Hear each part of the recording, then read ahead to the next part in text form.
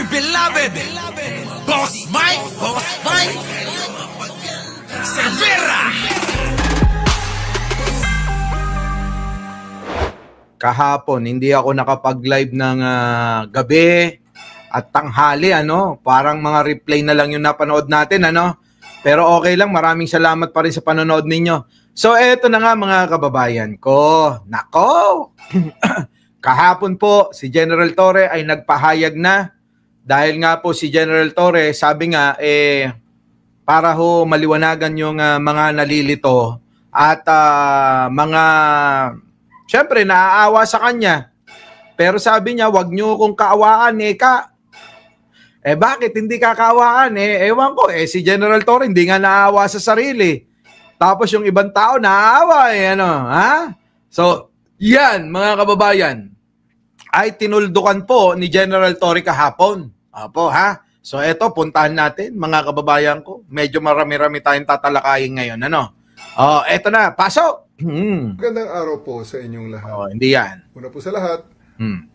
General Torre, liwanagin mong maigi, ha? Ito na, makinig kayo maigi, ha? General Torre, sa unang pagkakataon ay merong mahiwagang mensahe. Kung hindi nyo nauunawaan itong mga mensahe na to, ewan ko na lang sa inyo. Ha? Medyo matalinghaga, medyo mahiwaga, medyo malalim, mga kababayan, ha?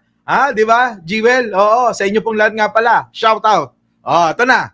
Makinig kayo maigi, ha? Unawain nyo maigi, Magandang araw po sa inyong lahat. Una po sa lahat, maraming salamat sa aking mga taga-suporta. Ramdam ko ang inyong pagmamahal at tiwala. Sa gitna ng lahat ng kaganapan at nagaganap, ang inyong mga salita at panalangin ang nagsilbi at magsisilbing lakas at inspirasyon ko. Nako. Ikalawa, salamat din sa mga naawa sa akin.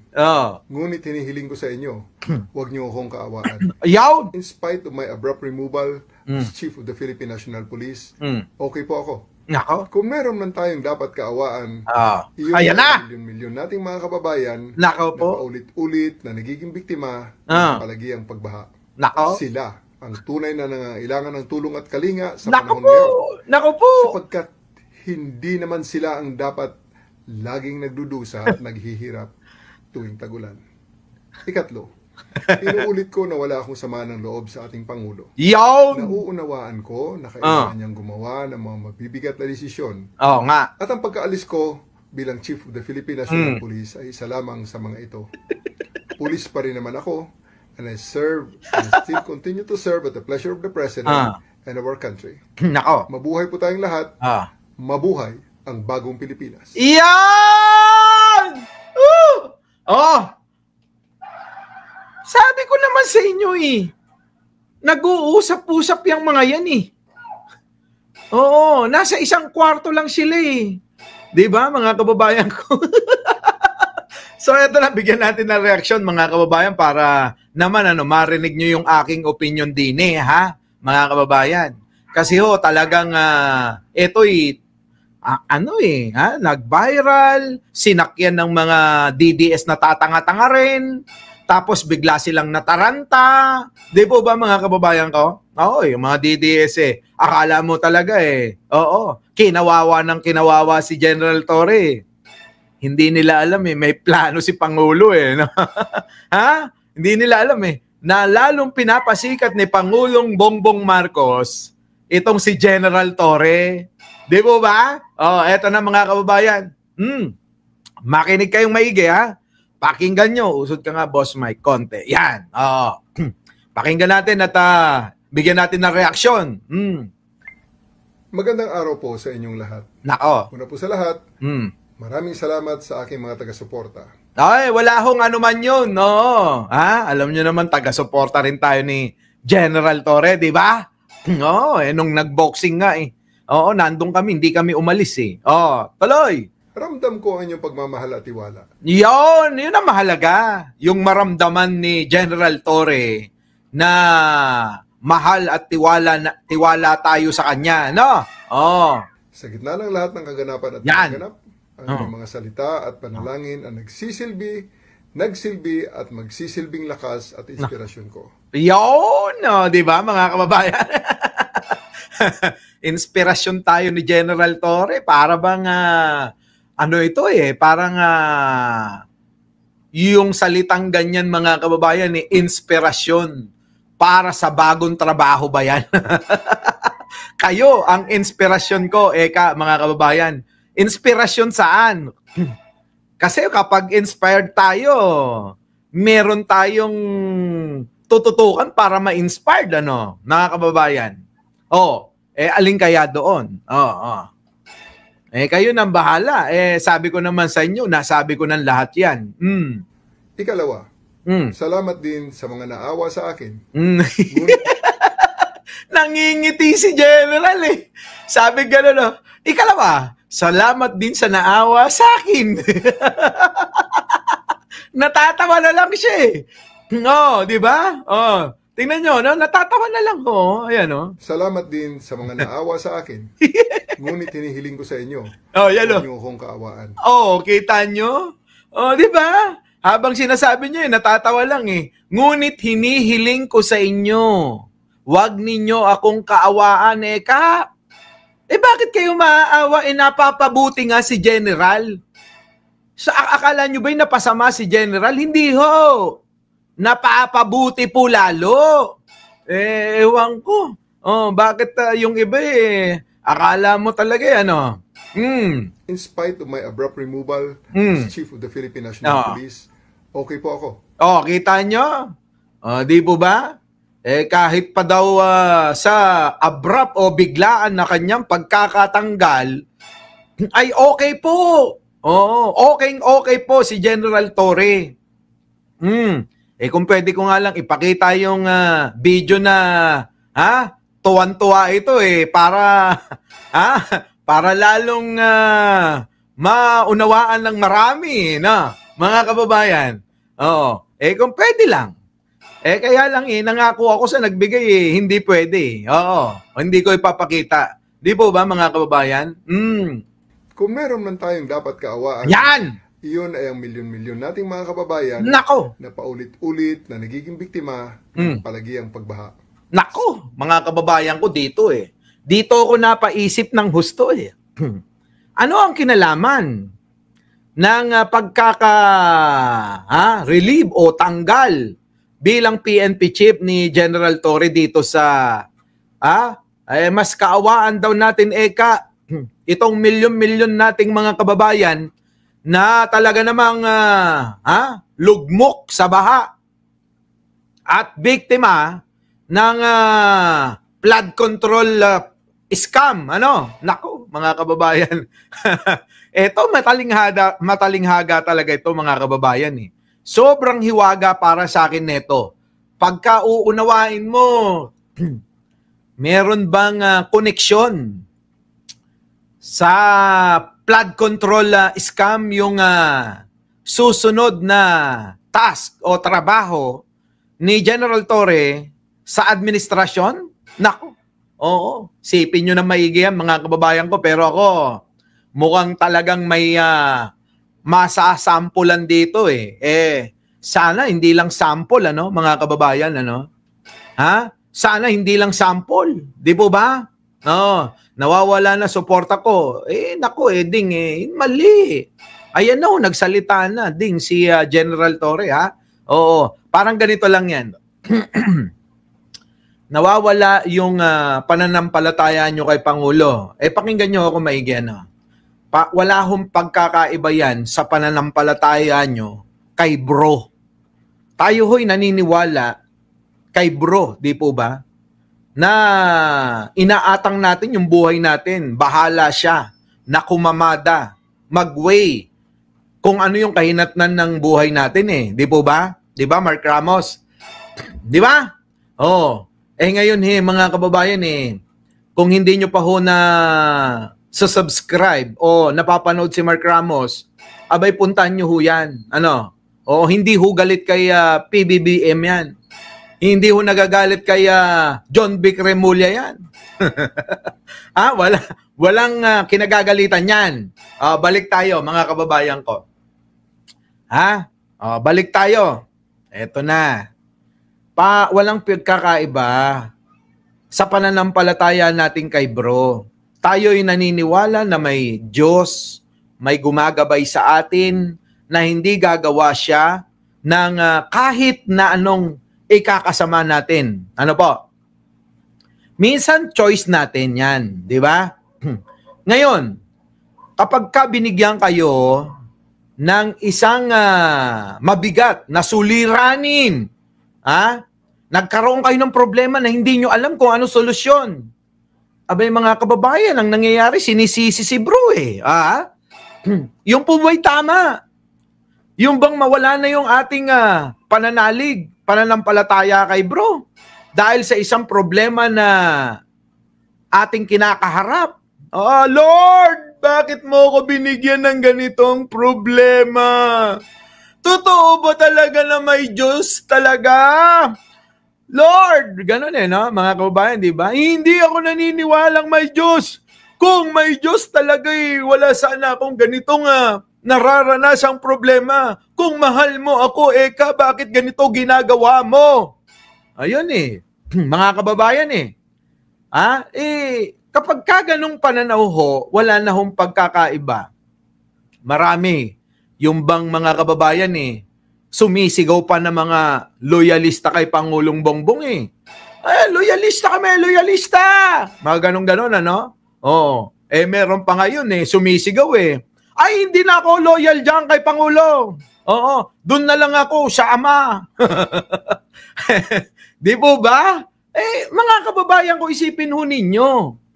Kung talagang kayo ay mga loyal kay Pangulo at kayo'y naniniwala sa katalinuhan niya, mga kababayan, hindi kayo bibitiw Hindi kayo magdududa sa mga kanyang plano Tama, mga kababayan?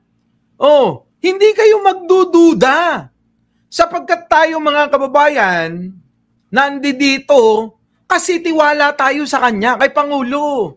Unang-una sa lahat, marami na hong napatunayan galit na galit kayo kay Kibuloy nun. Ayun, nakakulong.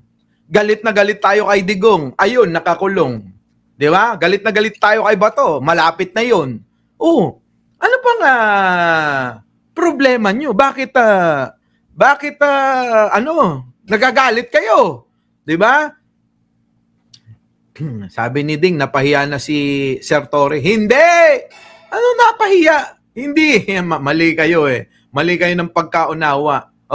Sige na, eto na, unawain. Sa inyo, huwag niyo akong kaawaan. Huwag niyo akong kaawaan, Eka. Bakit kinaawa? Si General Torre na nga nagsasabi. Ayaw, di ba? Si Chris Ulo, Boss Mike, wala tiwala sa Pangulo. Hindi, nagbago na isip noon. Nagbago na isip noon. Para sa inyo, kinausap ko na. Sige, tuloy na. In spite of my abrupt removal as Chief of the Philippine National Police, okay po ako. Kita nyo? Sa abrupt na desisyon etong biglaang pagkakatanggal niya, Eka, okay siya. Bakit kayo hindi okay? 'Di ba? Sino kayo para hindi maging okay? Yung taong mismo nga sinasabi niyong dapat kaawaan Sinasabi niya okay siya. Di po ba? Kaya mga kababayan, ang sinasabi ko sa inyo, medyo lawakan natin ang pangunawa dito. Kasi mga kababayan, sabi ko kanina, yung plano ni Pangulong Bongbong ay plano ng isang arkitekto na genius, mga kababayan? Henyo Henyo si Pangulo gumawa ng mga kaparaanan na kinakailangan bago maisakatuparan na maginhawa ang daloy ng pangkalahatan, kailangan meron po talagang masagasaan. Di ba ba? Meron talagang masagasaan. Parang ganito lang mga kababayan ko. Sa isang kalsada, sa highway, maraming mga punong nakahambalang. Di ba? Minsan may poste pa ng Meralco nasa gitna ng kalsada. Tama. So anong dapat gawin para dumaloy ng maayos ang mga sasakyan na dadaan. 'Di ba isasakripisyo natin yung mga puno, yung mga poste para ho dumaloy na maayos. Oh, so nagigets nyo na po ba? Parang ganun lang yan. Nako. Oh. Pakinggan nyo na lang si General Torre. Kung meron man tayong dapat kaawaan, Yan. iyon ay ang milyon-milyon nating mga kababayan na paulit-ulit na nagiging biktima ng palagiang pagbaha. Yan. Kita nyo? Kung meron daw ho tayong dapat kaawaan yun daw hong milyon-milyong nagiging biktima ng pagbaha. Ito ay matalinghaga, mga kababayan ko. Anong connect? Bakit nabanggit? Hindi naman sakop ng kanyang trabaho yun dun sa pagiging PNP chief. Tapos bigla niya, mga kababayan, sasabihin na maawa daw tayo.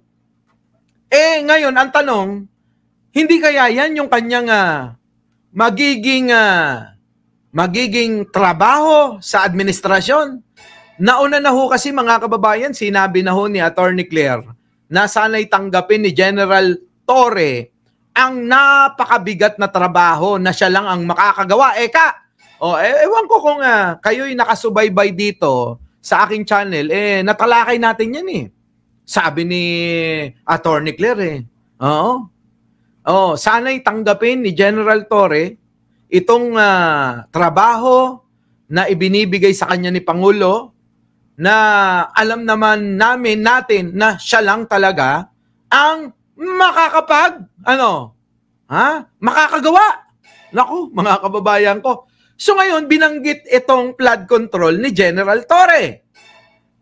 Ito ba, uulitin ko lang yung aking sinasabi na may connection ba itong mga katiwalian sa flood control scam ang magiging trabaho ni General Torre sa administrasyon ni Pangulong Bongbong? Nako, mga kababayan ko, yan, siguro naman alam nyo na yan, alam nyo na.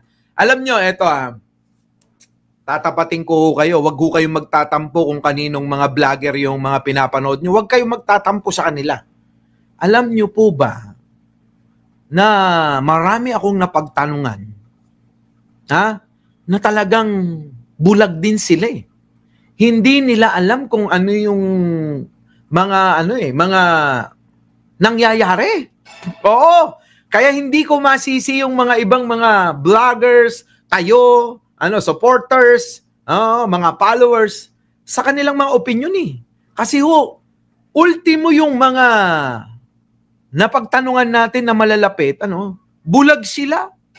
Sabi, hindi nga namin alam kung anong plano ganun mga kababayan. Pero, syempre, makakakonekta tayo sa mga malalapit, 'Di ba? Malalapit. Kaya ngayon mga kababayan, ako,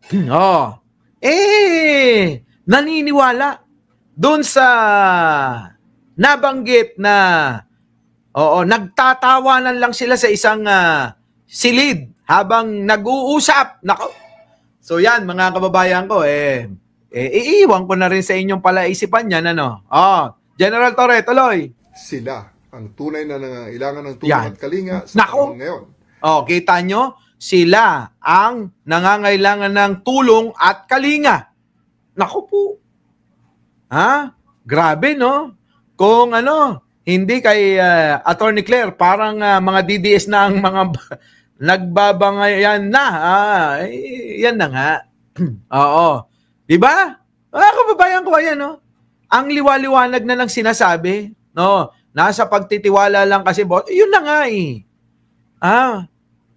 kayo naman, wala kayong tiwala kay Pangulo dahil sa pagkakatanggal ni General Torre. Naku, di ba?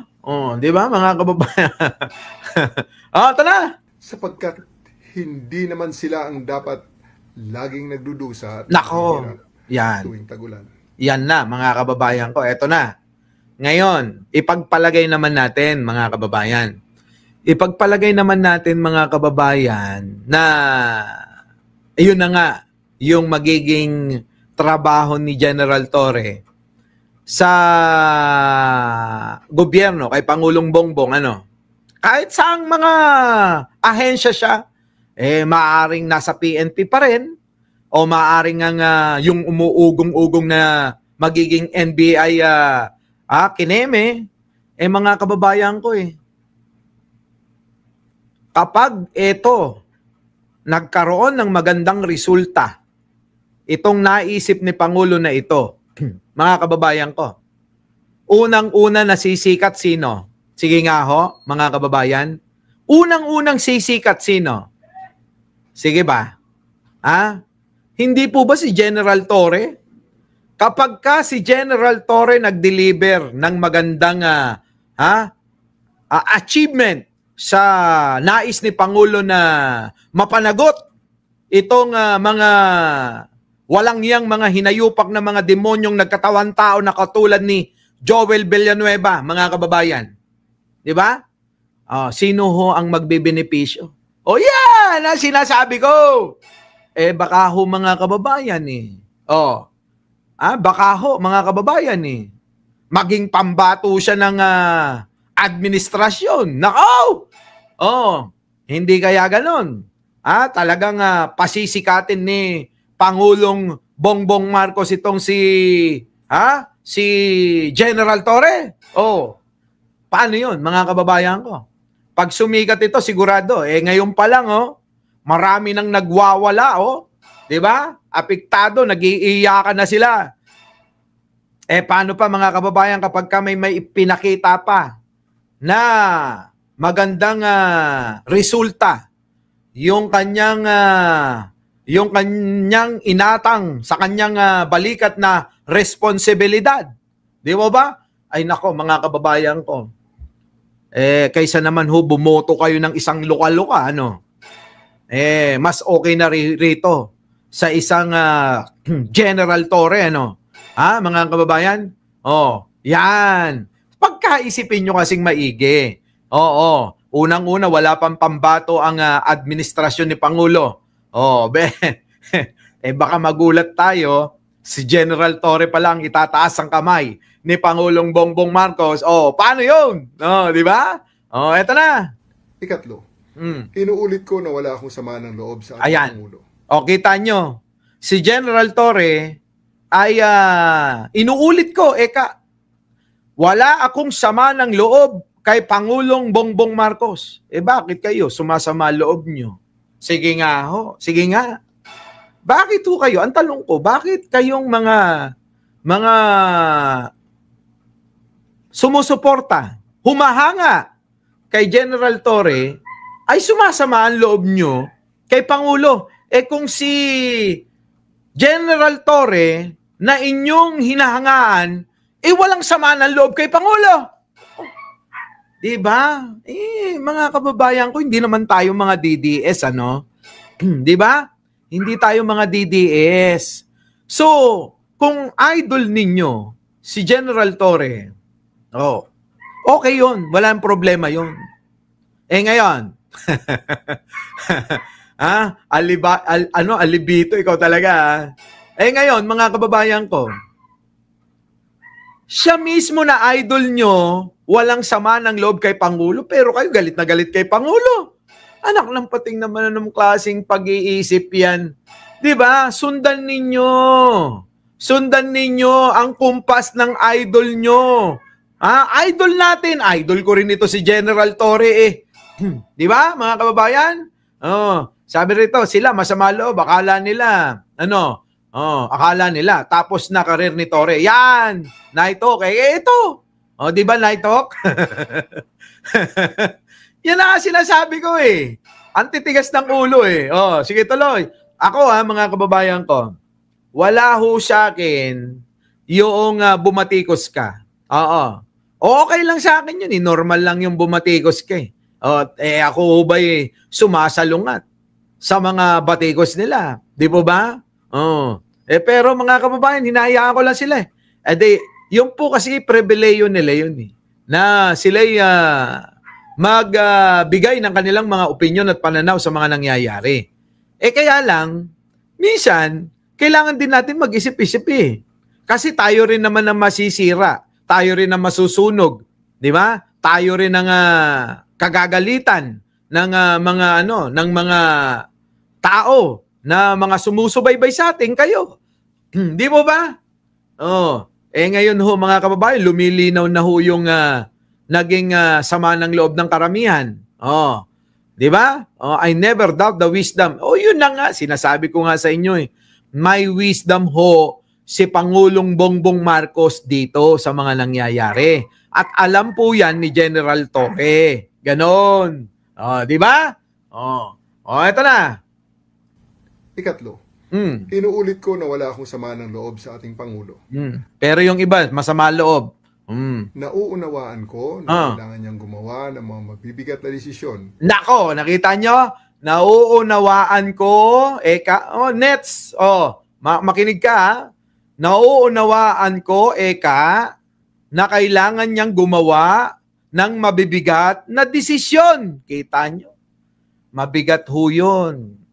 Yung pong desisyon na nangyari nung nakarang araw, mabigat ho na desisyon yon para kay Pangulo. Puti pa, napaka-professional ni General Torre. Nauunawaan niya si Pangulo. Di ba mga kababayan ko? Ayan. Tuloy. At ang pagkaalis ko bilang Chief of the Philippine National Police ay isa lamang sa mga ito. Pulis. Narinig nyo? Narinig nyo? Ulitin natin. Kailangan niyang gumawa ng mga... Ikatlo, inuulit ko na wala akong sama ng loob sa ating Pangulo. Bakit? Nauunawaan ko na kailangan niyang gumawa ng mga mabibigat na desisyon. At ang pagkaalis ko bilang Chief of the Philippine National Police ay isa lamang sa mga ito. Isa lang daw ho. Ayan mga kababayan ko ha. Isa lang daw ho sa mabigat na desisyon na ginawa ni Pangulo, yung pong pagkakatanggal niya bilang PNP chief. Napakabigat daw po yun. Ha? Napakabigat daw. Ha? Pagalitan mo si Boss Chris. Hindi. Sinabihan ko na ho. Pinaliwanag ko na ho. Sige, ito na. Pulis pa rin naman ako. And Ayan. I still continue to serve at the pleasure of the President. Naku, ito na mabigat na naman mga kababayan ko. At magpapatuloy, ako'y pulis pa rin, at magpapatuloy na maglilingkod sa bayan at sa ating pamahalaan. Kala ko, ewan ko na mga kababayan ko. Kung ano pa ang masasabi nyo dyan. Ayan, napakaliwanag eh. Ito, ulitin natin dito, Boss Mike. Isa lamang sa mga ito. Pulis pa rin naman ako, and I still continue to serve at the pleasure of the President and of our country. Mabuhay po tayong lahat. Mabuhay ang bagong Pilipinas. Mabuhay daw. Mabuhay daw ang bagong Pilipinas, mga kababayan ko eh. So, siguro naman, toldukan na natin to. Sabi nga ni Chris Ulo sa kanyang post, mag-move on na daw tayo. Ha? Mag-move on na daw tayo mga kababayan, sabi ni Chris Ulo. 'Di ba? Siguro 'yun na nga lang ang gawin natin, ano? Our beloved Boss Mike Severa.